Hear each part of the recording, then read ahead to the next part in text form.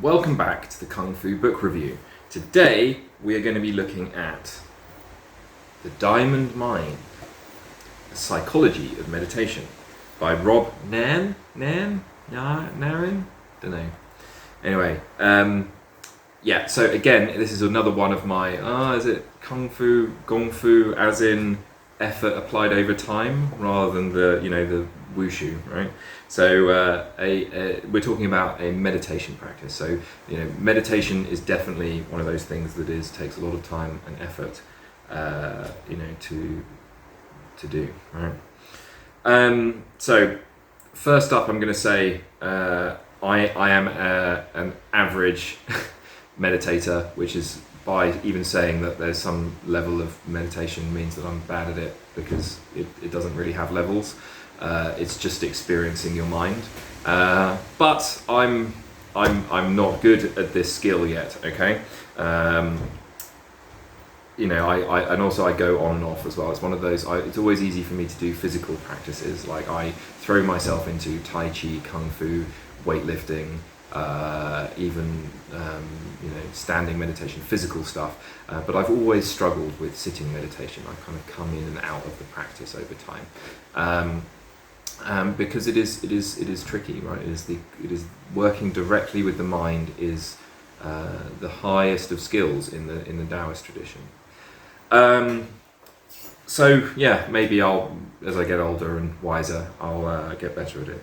But this book was recommended to me by one of my Tai Chi teachers, who's also a very good meditator, who's been doing it for a number of years. And this is a solid thumbs up. This book is amazing. So there are a few books about meditation that are written from a Western point of view that really understand deeply the practice and had really good lived experience of doing it fully and completely, and investing in this practice. Sometimes you get authors, Asian authors, and then they write stuff and you're trying to filter it through the cultural barrier, and it's very tricky. And sometimes you get Western authors who maybe someone like me, right, who's only dipped his toe in, but feels like he or she can write a book, and so you don't get a really deep understanding of the practice. This is the rare case where it's a Western author that really understood it, has learned from the top level masters in his tradition, and has really worked hard on it. So I'll tell you a little bit about Rob. So Rob is a really interesting guy. So he's probably one of the top, there's sort of a handful of top Western meditators that have really reached the pinnacle of the Buddhist tradition, and he's part of the Tibetan tradition. So he's a South African guy, and he started off life as a criminologist and was involved in writing books and publishing papers to campaign against apartheid, so studying apartheid prisons as an academic criminologist, which led to, and then he worked with human rights people to sort of call out the terrible things that were happening in these prisons. So clearly a guy that's motivated to do something good in the world. But then on top of the fantastic career doing that, and he's also worked as actually in the criminology system, in the criminal justice system itself in several countries. He got heavily involved in Tibetan Buddhism, which is, I think he started in the Theravada branch but moved into the Mahayana branch over time, just because that's where his interests were. And one of his significant accomplishments is he did a 4-year isolation retreat in Scotland, in a Tibetan Buddhist centre in Scotland. So that is mind-blowing, right? That is top level. That's like if you imagine that I'm like if you think about meditation like people that go for a run, right? I'm like a couch to 5k, I've done my first 5k meditator, right? That is like that he is the highest level of Olympic marathon runner in meditation, right? Like it's the elite of the elite to be able to spend that much time by yourself with your thoughts and to work directly with your mind in a silent, lone, isolated retreat. And because that's a punishment to most people, right? That's the thing that's crazy about that. Like that level of isolation is it would destroy a lot of people, right? And to come out from that more mindful, more aware, more compassionate is it's a real, it blows my mind that people do these kind of things, and the variance between human ability in this field is so vast. You have people that when I was in a bad way myself and had depression and other problems, I couldn't concentrate or pay attention for even a second, right? I was always depressed, miserable, angry, couldn't focus, couldn't spend it. It was distracting myself constantly, right? And that you can reach a level of where a human being can be isolated for 4 years and come back feeling even better about themselves is mind blowing, right? So he's also responsible for teaching in England and the UK and in other places. He was taught directly by the 14th Dalai Lama.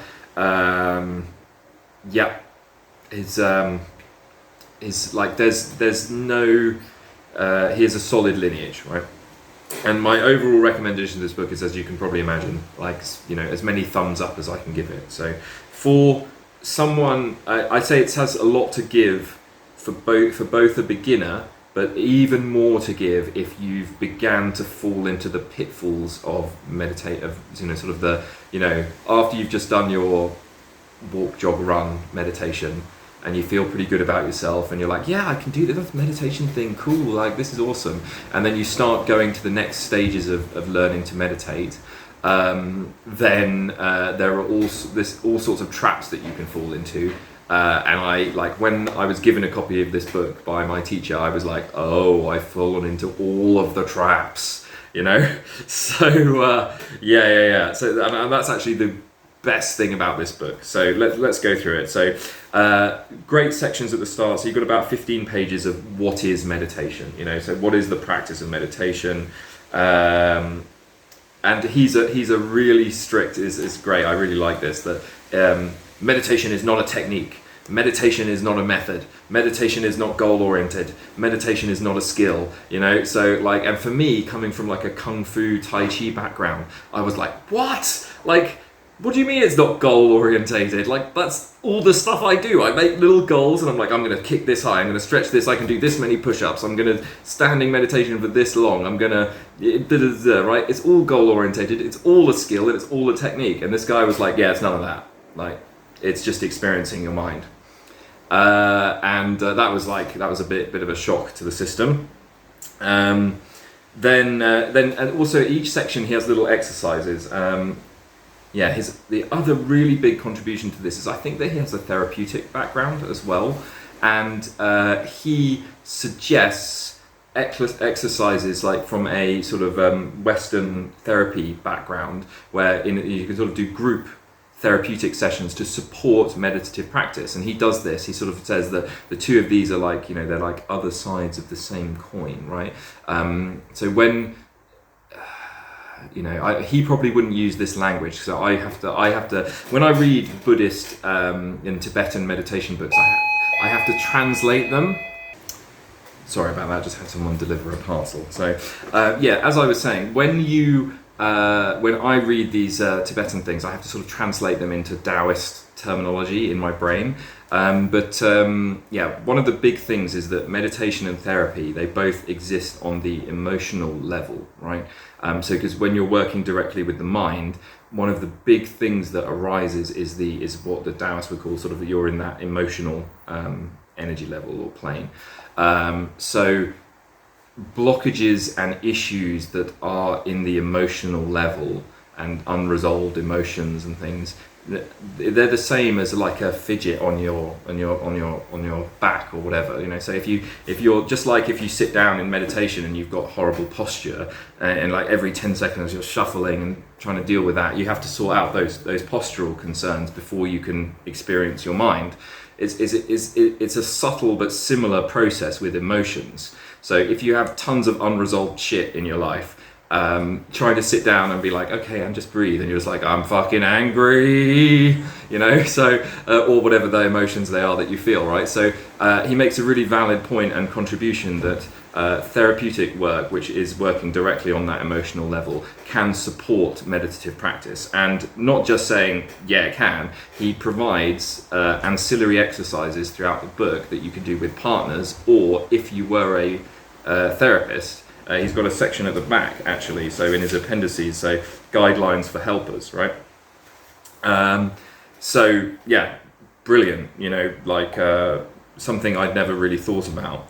And I completely agree. I think these two things work in tandem together. So someone who's been in therapy, I think that, yeah, when you're doing both of these practices together, you know, the talking therapy massively supports the meditative practice, because rather than spending all your meditation time just brewing over those feelings, you've expressed them, you've started to work through the emotional problems in your life and childhood or whatever, and then when you come to your meditation, yes, those arise, but now it's much easier to let them pass and move on and experience your mind.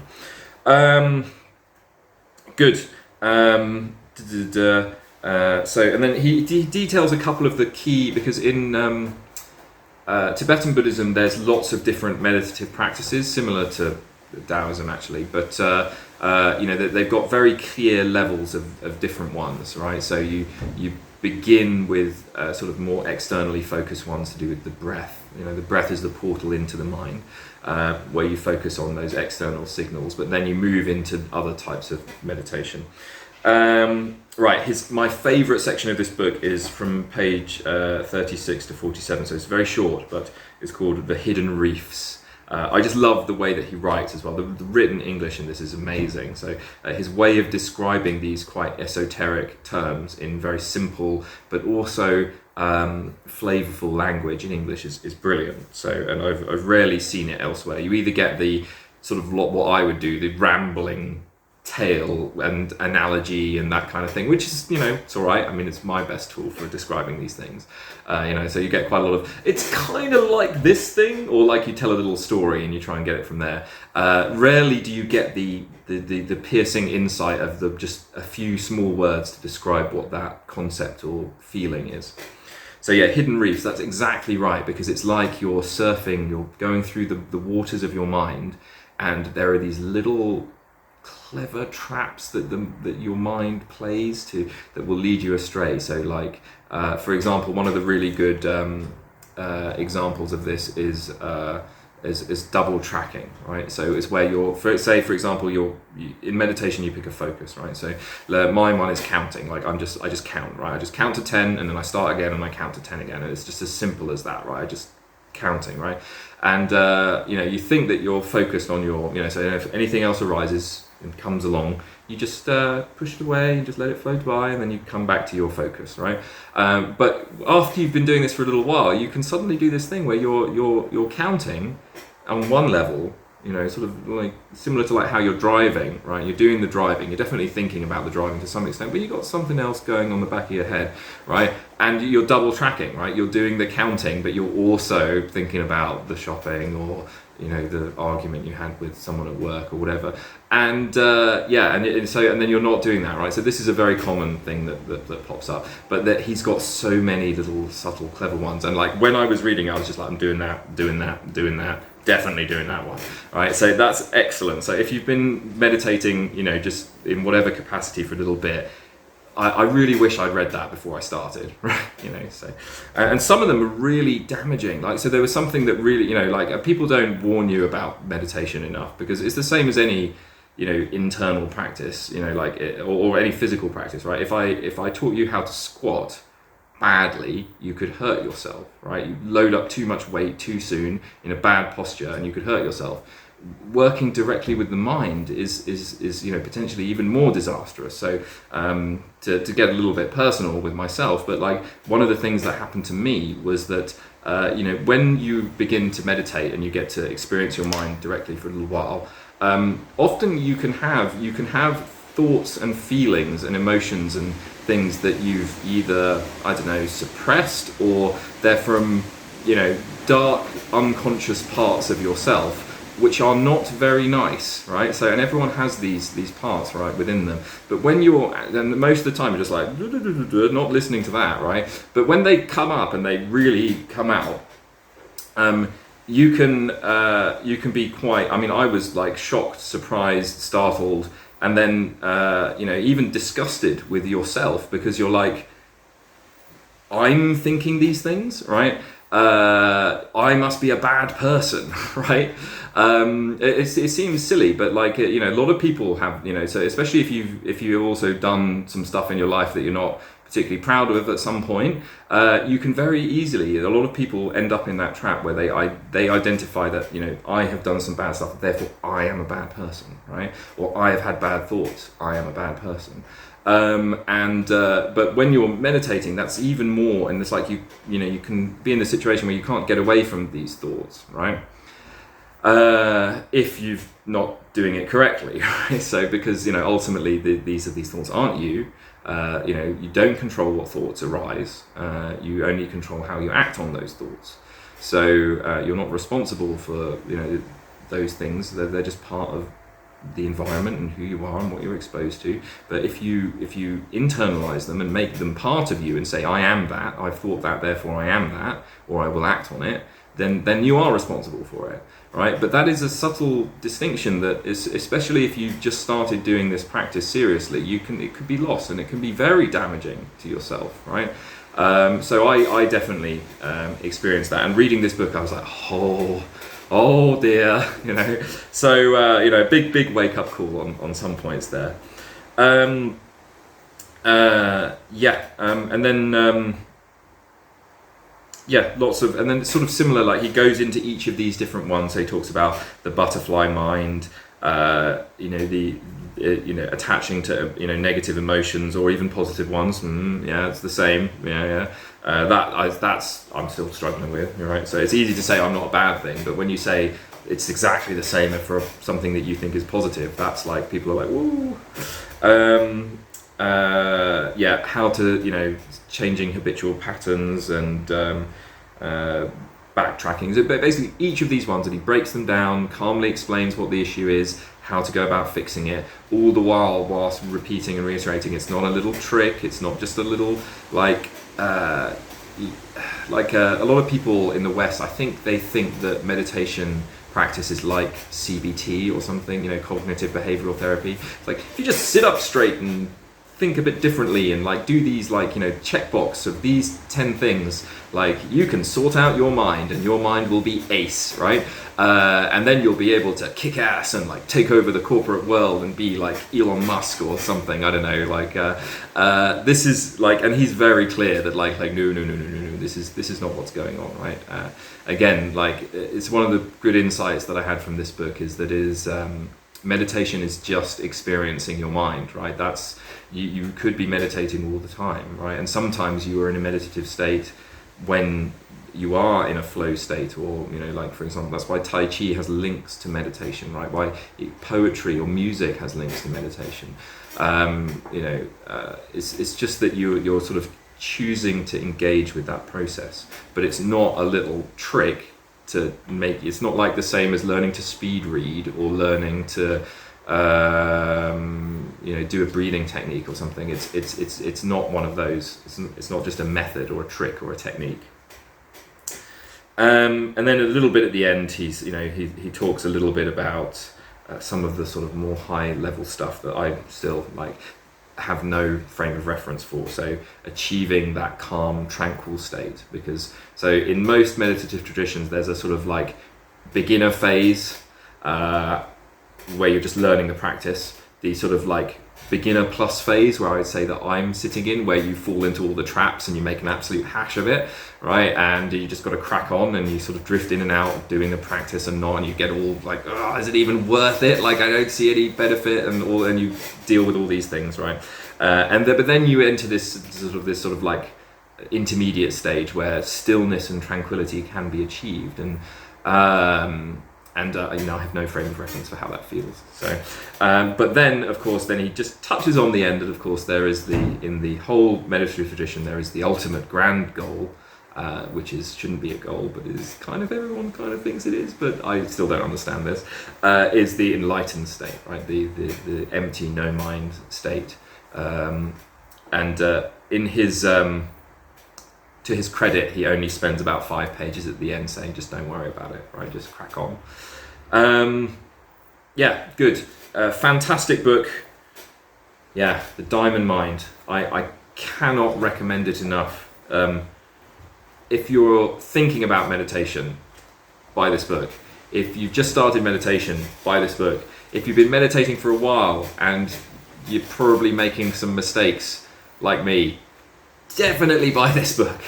Yeah, it's brilliant, right? I really recommend it. So, and I'm actually thinking about maybe going on one of their retreats at some point, because it's just excellent. So, yeah, and then in terms of it's really well written. It's got a nice little sort of appendix and everything at the back. And guides, and like I said before, it's written with exercises throughout, so it's not just, you know, guide and advice and wisdom from somebody who has lived this and gone through all this.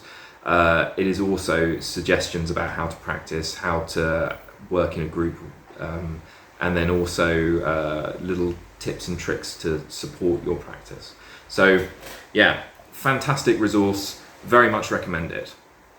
Let me know if you would like more reviews about meditation books, because there's a whole load out there. I'd like to try and keep it so maybe for every 4 kung fu books I maybe throw in meditation, or something slightly, or mindfulness, or something slightly in this zone out there. But please do let me know, and of course, like, comment and subscribe. And I look forward to speaking to you about all the different Kung Fu, meditation, mindfulness, whatever books they are. And best of luck with all of your practices.